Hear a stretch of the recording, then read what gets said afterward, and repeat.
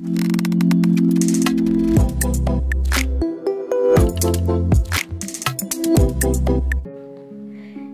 मित्रांनो, जीवनाची वाटचाल करत असताना, आपल्या जीवनाचा प्रवास करीत असताना आपल्या हातून अनेक चुका होत जात असतात. त्या आपण सुधारत जायचे. आपल्याला वेगवेगळ्या वाटा सापडत जातील, त्याचाही शोध घ्यायचा. माणसे बदलत जातील, त्याचाही स्वीकार करायचा. परिस्थिती शिकवत जाईल, आपण शिकत जायचे. येणारे दिवस ही निघून जातील, त्यातील क्षण जपत जायचे. विश्वास तोडून अनेक लोक जातील, आपण स्वतःला सावरत जायचे. आपल्या जीवनामध्ये अनेक प्रसंग परीक्षा घेत जातील, आपण आपली क्षमता दाखवत जायचे. मित्रांनो, हे सगळे केले तरच आपला हा प्रवास आनंददायी आणि चांगल्या पद्धतीने होत राहील. या सगळ्यांना तोंड देण्यासाठी मी आपल्यासाठी सुंदर सुविचार घेऊन आली आहे. करूया सुरुवात सुंदर सुविचारांना. काही लोकांना ओळखण्यात चूक होते, पण ती चूक आयुष्यात मोठा अनुभव देऊन जाते. कुणीतरी आवडणे हे प्रेम नाही, त्या व्यक्तीशिवाय कोणीच आवडत नाही हे प्रेम आहे. चेहऱ्यावर कोणताही भाव न दाखवणारी माणसे जास्तीत जास्त डेंजरस असतात. या जगात चप्पल शिवाय दुसरे कोणतेच परफेक्ट कपल नाही, कारण एक हरवली तर दुसऱ्याचे जीवन तिथेच संपते. रुबाब तेव्हाच करा जेव्हा बापाच्या कष्टाचे नाही तर स्वतःच्या कष्टाचे पैसे खिशात असतात. 10 वेळा पराभव झाला तरी चालेल, पण एक विजय असा मिळवा की लोक नेहमी लक्षात ठेवतील.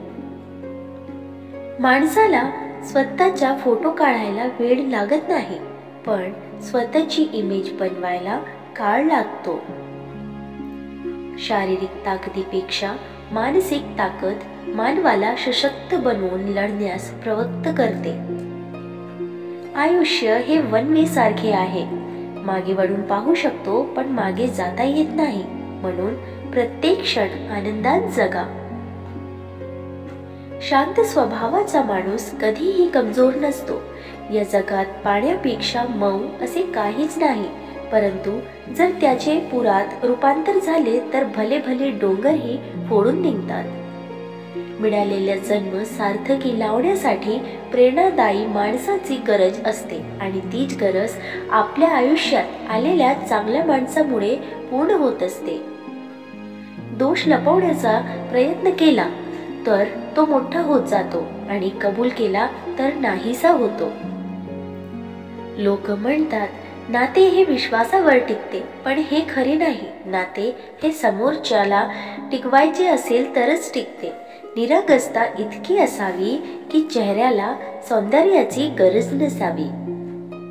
वाईट, दृष्ट, कपटी, लबाड अशा वाईट स्वभावाची माणसे तर आपले गुरु असतात, कारण त्यांच्यामुळे तर चांगले वाईट ह्यातील फरक कळतो.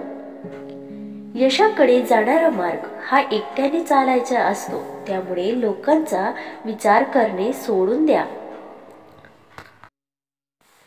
जे आपली बदनामी करतात त्यांना करू द्या, कारण बदनामी तेच लोक करतात जे आपली बरोबरी करूच शकत नाहीत.